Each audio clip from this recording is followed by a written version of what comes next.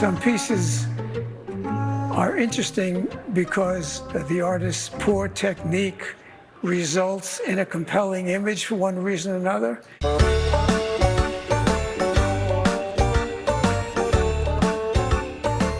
I'm Michael Frank, the curator-in-chief of the Museum of Bad Art.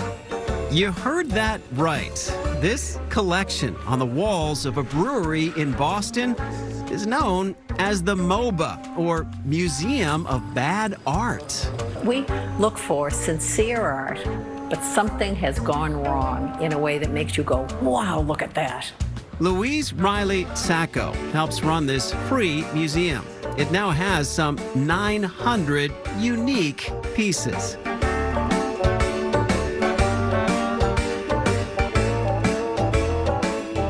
Our stated mission is to collect, exhibit, and celebrate art that will be seen in no other venue.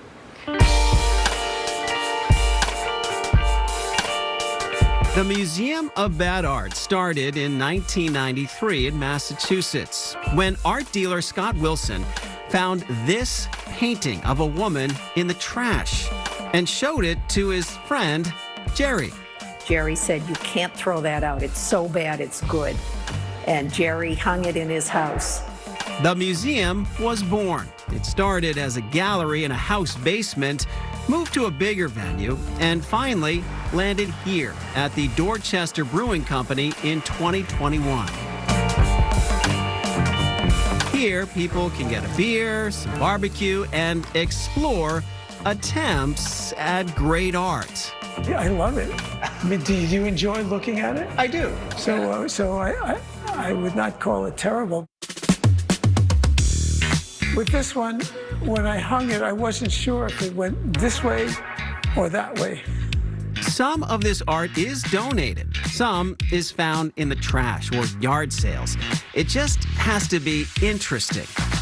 Paintings on this wall are from the III collection. This big orange painting here I found in the trash in my neighborhood. Would you say the painting caught your eye? Nicely done. In the image itself, instead of a soccer ball, there's a blowfish. Yeah, that's really weird. Yeah. Was his forehead that big? Well, it was ample, but I don't believe it was that big. How do you know that's bad art? You won't find this in the MFA. Is there an effort, do you think, in all this to get people more interested in art in general? Absolutely. I like to say that we are a gateway drug to art. Turns out that it's a no-lose for the artist. If we turn them down, they can say, well, I guess I'm not that bad. I got rejected by the Museum of Bad Art. If we accept it, they've got a piece in a museum.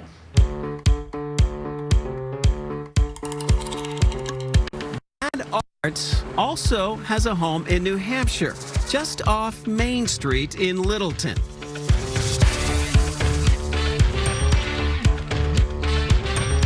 Bad Art is a art gallery slash record store.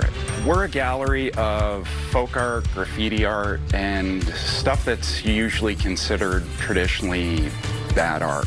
Most of the so-called bad art is made by shop owner and artist John Stroker.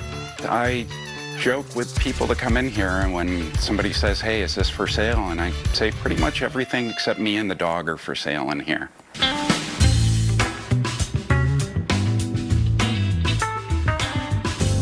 "14 years ago, John started this as an art gallery to show off pieces made from recycled materials.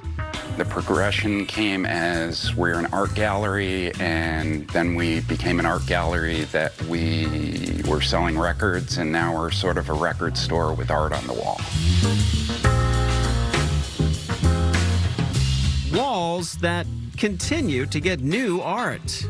These are my Twisted Past photos, and I go to antique stores and thrift shops and find orphan photos and give them a new life. So I try to make sure, you know, when you're buying something, it's an original piece of artwork. So, did we answer the question, what is bad art? I don't know. That's up to you.